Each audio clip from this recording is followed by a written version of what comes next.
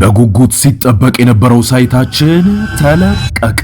የትላልቅ ንግዶች መነሻ በሆነችው ተክለ ሃይማኖት ዘመናዊ ዱባይ ስታንዳርድ ሞል በአንድ ዓመት ጊዜ ውስጥ ተረክበው ወደ ስራ የሚገቡበትን ከ25 ካሬ ሜትር ጀምሮ ከበቂ የመኪና ማቆሚያ ጋር ከግራውንድ ፍሎር እስከ ሶስተኛ ፎቅ ድረስ ለመኪና መለዋወጫ፣ ለኤሌክትሮኒክስ፣ ለስቶር፣ ለካፍቴሪያ ሁሉንም እንደ ምርጫው ነግዶ ለማትረፍ ገዝቶ ለማከራየት ሱቅ ከነገበያው አቅርበንሎታል። እንዲሁም ፒያሳ ወዳጅነት ፓርክ ፊት ለፊት ባለ 1 መኝታ በ3.6 ሚሊዮን ብር፣ ባለ 2 መኝታ በ5.8 ሚሊዮን ብር ሙሉ ክፍያ በመሸጥ ላይ እንገኛለን። ለበለጠ መረጃ ከታች ባለው ስልክ ይደውሉ።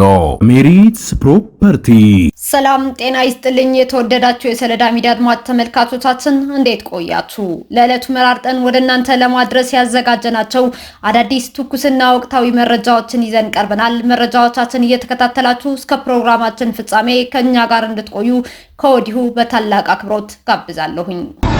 በአሁኑ ወቅት 2404 በህወሓት የታፈሱ የትግራይ ተወላጆች በኤርትራ ወታደራዊ ስልጠና እየተሰጣቸው እንደሆነ ተገለጸ። ከሰሜን ምዕራብና ከማዕከላዊ የትግራይ ክልል ዞኖች በህወሓት ታጣቂዎች ታፍነው በግዳጅ የታፈሱ 2404 የትግራይ ተወላጆች በሀገረ ኤርትራ ወታደራዊ ስልጠና እየተሰጣቸው እንደሆነ ተሰምቷል።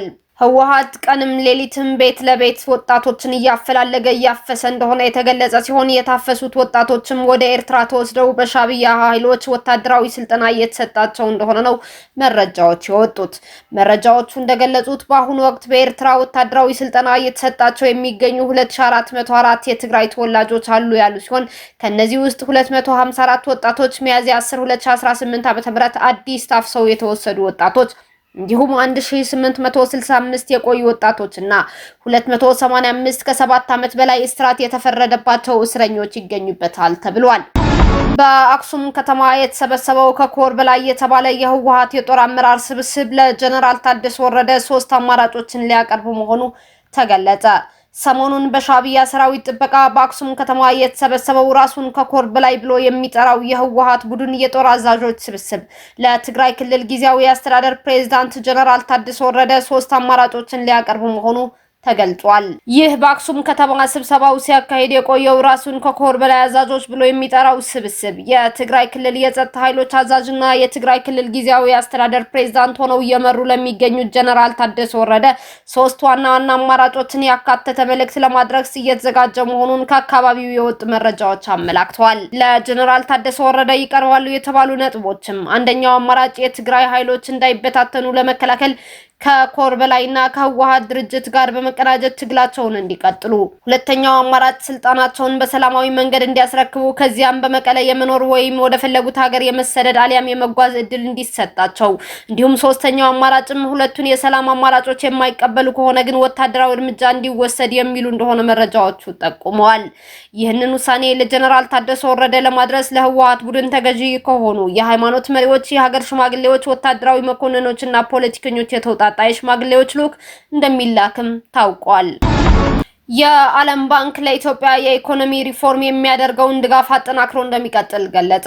በዋሽንግተን ዲሲ እየተካሄደ ባለው የዓለም ባንክና የዓለም አቀፉ የገንዘብ ድርጅት IMF የጸደይ ወቅት ስብሰባ ጎን ለጎን የኢትዮጵያ ልዑክ ከዓለም ባንክ ከፍተኛ የስራ ኃላፊዎች ጋር ውጤታማ ውይይት አድርጓል ተብሏል። በኢፌድሪ ገንዘብ ሚኒስቴር ሚኒስትሩ አቶ አህመድ ሸዴ የተመራ ልዑክ ከዓለም ባንክ የኦፕሬሽን ማኔጂንግ ዳይሬክተር አና ቤርዴ ጋር በመገናኘት በኢኮኖሚ ማሻሻያ ሂደቶችና በቀጣይ የትብብር መስኮች ላይ መክሯል።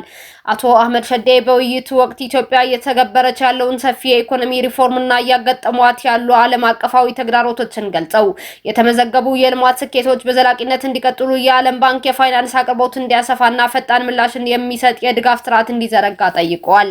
በተጨማሪም የማክሮ ኢኮኖሚ መረጋጋትን ለማረጋገጥ ከዓለም ባንክና ከIMF ጋር የተቀናጀ የፋይናንስ ድጋፍ ጥቅል ማሰባሰብ የሚቻልበት ሁኔታ ላይ ሰፊ ምክክርም ተደርጓል ተብሏል። የባንኩ ማኔጂንግ ዳይሬክተር አና ቤርዴ በበኩላቸው የዓለም ባንክ ለኢትዮጵያ ያለውን ጽኑ አጋርነት በመግለጽ ተቋሙ በዚህ ወሳኝ ወቅት ከሌሎች የልማት አጋሮች ጋር በመቀናጀት ድጋፉን ይበልጥ ለማሳደግ ዝግጁ መሆኑን አረጋግጧል ተብሏል። የኢትዮጵያ ልዑክ በበኩሉ በዕዳ ሽግሽግ ሂደቱ ላይ የተመዘገቡ ውጤቶችንና ከግል አበዳሪዎች ጋር እየተደረገ ያለው ውይይት በጥሩ ሁኔታ ላይ እንደሚገኝ ማብራሪያ ሰጥቷል። ሁለቱ ወገኖች በሚሊዮኖች የሚቆጠሩ ዜጎችን የኤሌክትሪክ ተጠቃሚ ለማድረግ ያለመውን ሚሽን 300 የተሰኘ መርሃ ግብር ውጤታማ ለማድረግ በጋራ ለመስራትም ተስማምተዋል። በአጠቃላይ ውይይቱ ለቀውሶች ፈጣን ምላሽ በመስጠት በኢትዮጵያ ተጨባጭ የልማት ውጤቶችን ለማምጣት በሁለቱ ወገኖች መካከል ያለው ቁርጠኝነት በሚያጠናክር መልኩም ተጠናቋል ተብሏል። ይህ በእንዲህ እንዳለ ዓለም አቀፉ የገንዘብ ተቋም IMF በበኩሉ ለኢትዮጵያ የሚያደርገው ሁለንተናዊ ድጋፍ አጠናክሮ ይቀጥላል ብሏል። በገንዘብ ሚኒስትሩ አህመድ ሸዴ የተመራ ልዑካን ቡድን ከዓለም አቀፉ የገንዘብ ተቋም ዋና ዳይሬክተር ክሪስታሊና ጆርጂዮቫ ጋር ተወያይቷል። የኢትዮጵያ ልዑካን በዚህ ወቅት በኢትዮጵያ ሀገር በቀል የኢኮኖሚ ማሻሻያ የተከናወኑ ስራዎችን፣ የተገኙ ውጤቶችን በተመለከተ ገለጻ አድርገዋልም ተብሏል። የአየር ንብረት ለውጥን የመቋቋም አቅምን ጨምሮ የመካከለኛና የረጅም ጊዜ የልማት ቅድሚያዎችን ለማሳደግ ወቅታዊ ሊተነበይ የሚችልና የተስፋፋ ዓለም አቀፍ ድጋፍ አስፈላጊ መሆኑም ልዑክ ቡድኑ አብራርቷል። ክሪስታሊና ጆርጂዮቫ በበኩላቸው በኢትዮጵያ የኢኮኖሚ እድገት ሪፎርም አጀንዳ ላይ ቀጣይነት ያለው መሻሻል እንደታየ መናገራቸውም ተገልጿል። በዚህም ከዓለም ባንክ ጋር በቅርበት በመተባበር ጠንካራና የተቀናጀ ድጋፍ ለመስጠት የዓለም አቀፉ የገንዘብ ተቋም ቁርጠኛ መሆኑንም አረጋግጠዋል። በናይጄሪያ ዋና ከተማ ሌጎስ ውስጥ የህፃናት ፋብሪካ ተብሎ በሚጠራ ድብቅ ተቋም ላይ የጸጥታ ኃይሎች ባደረጉት ድንገተኛ አሰሳ 18 ነፍሰ ጡር ሴቶችና 10 ህፃናትን መታደጋቸው የናይጄሪያ ሲቪል መከላከያ ኮርፕስ አስታወቀ። ባዳግሪ በተባለ አካባቢ በሚገኘው በዚህ ተቋም ላይ አሰሳው የተፈጸመው ለ3 ሳምንታት የተካሄደ የደህንነት ክትትልን ተከትሎ ሲሆን በድርጊቱ የተሳተፉ 2 ተጠርጣሪዎችን በቁጥጥር ስር ውለዋል ተብሏል። ሴቶቹ በፌስቡክ አማካኝነት ከፍተኛ የገንዘብ ክፍያ እንደሚፈጸምላቸው ተነግሯቸው የተመለመሉ ሲሆን እድሜያቸውም ከ18 እስከ 30 ዓመት ባለው ክልል ውስጥ የሚገኙ ናቸው። እንደ የሌጎስ ስቴት የጸጥታ አዛዥ አዴሮቶን ኬሽንሮ ገለጻ ተቋሙ ሴቶችን በማስረገዝ የሚወለዱትን ህፃናት ለሽያጭ የሚያቀርብበት እጅግ ዘግናኝ አሰራር ነበረው። ለሴቶቹም ከ500,000 እስከ 1.8 ሚሊዮን ናይራ ማለትም ከ300 እስከ $1,100 የሚደርስ ክፍያ ቃል ተገብቶላቸው እንደነበርም ታውቋል። ከተረፉት ሴቶች መካከል አንዷ በደረሰባት እንግልት ምክንያት ጽንሷ የተቋረጠ ሲሆን ሌሎች 17ቱ ደግሞ በአሁኑ ወቅት ነፍሰ ጡር እንደሆኑም ተገልጿል። በተጨማሪም አንዳንድ ሴቶች ሊሸጡ የተዘጋጁ ህፃናትን ታቅፈውም ተገኝተዋል። የቀድሞ የአሜሪካ ምክትል ፕሬዝዳንት ካማላ ሃሪስ ትራምፕ ወደ ጦርነት ተጎተው የገቡት በኔታንያሁ ነው አሉ።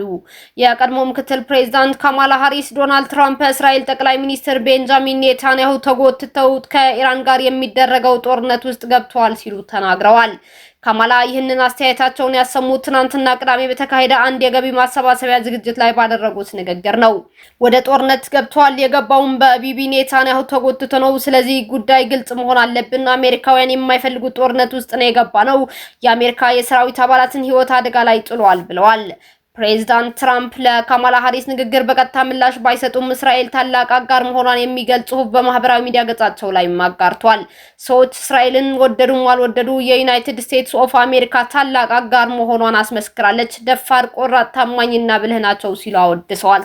ትራምፕ አክለውም በግጭትና ውጥረት ሰዓት ላይ ከሌሎች በተቃራኒ እውነተኛ ቀለማቸውን አሳይቷል። እስራኤል በጥንካሬ ትዋጋለች፣ እንዴት እንደምታሸንፍም ታውቃለች ብለዋል። በሌላ በኩል የኢራን ፓርላማ አፈጉባኤ መሐመድ ባገር ጋሊባፍ ከአሜሪካ ጋር የሚካሄደው ጦርነት ለመቋጨት በሚደረገው ድርድር መሻሻሎች ቢመዘገቡም ሁለቱ ወገኖች ለመጨረሻው ውይይት ሩቅ መሆናቸውን ተናገሩ። ኢራንና አሜሪካ ለሚያደርጉት ቀጣይ ዙር ድርድር የተቆረጠ ቀን አለመቀመጡንና ከንግግሩ በፊት የመግባቢያ ማዕቀፍ ላይ ስምምነት ሊደረስ እንደሚገባ የኢራን ምክትል ውጭ ጉዳይ ሚኒስትር መናገራቸውም ሮይተርስ ዘግበዋል። የየመን ሁቲዎች ባብ አልመንደብን እንዘጋለን ሲሉ ዛቱ። ፕሬዝዳንት ዶናልድ ትራምፕ ለሰላም እክል ሆነው ከቀጠሉ ቁልፉን የውሃ ላይ መስመር እንደሚዘጉት የሁቲ ምክትል ውጭ ጉዳይ ሚኒስትር አስታውቀዋል። ሰና ባብ አልመንደብን ለመዝጋት ከወሰነች ማንም ማስከፈት እንደማይችልም አስጠንቅቀዋል። ሁሴን አልኢዚ በኤክስ ገጻቸው ላይ እንዳሰፈሩ ጽሁፉ ትራምፕ በአፋጣኝ ለችግሮች መፍትሄ እንዲሰጡና ችግር ፈጠራ አካሄዶችን እርግፍ አድርገው እንዲተው አስጠንቅቀዋል። በኤል መንደብን ቀይ ባህርን ከኤደን ባህረ ሰላጤ ጋር የሚያስተሳስር ሲሆን የሚዘጋ ከሆነ እስከ ስዊዝ ቦይ ያለውን የንግድ እንቅስቃሴ ጫና ውስጥ ያስገባዋል። ኢራንና አሜሪካ በሆርሙዝ ሰርጥ ላይ የገቡበት ውጥረት ቀጠናው እንዳይረጋጋ አድርጓል። እስካሁን አብራችሁን ከኛ ጋር ስለነበራችሁ እያመሰገንኩኝ በሌሎች መረጃዎች እስክንመለስ እንደተለመደው የሶለዳ ሚዲያ ቤተሰብ በመሆን ላይክ፣ ሼር፣ ሰብስክራይብ ማድረጋችሁን አትርሱ። አዳዲስ ትኩስና ወቅታዊ መረጃዎቻችን በቶሎ እንዲደርሷችሁ የደወል ምልክቷን ይጫኑ። ስኬት፣ ድልና ሰላም ለኢትዮጵያውያን። ሶለዳ ሚዲያ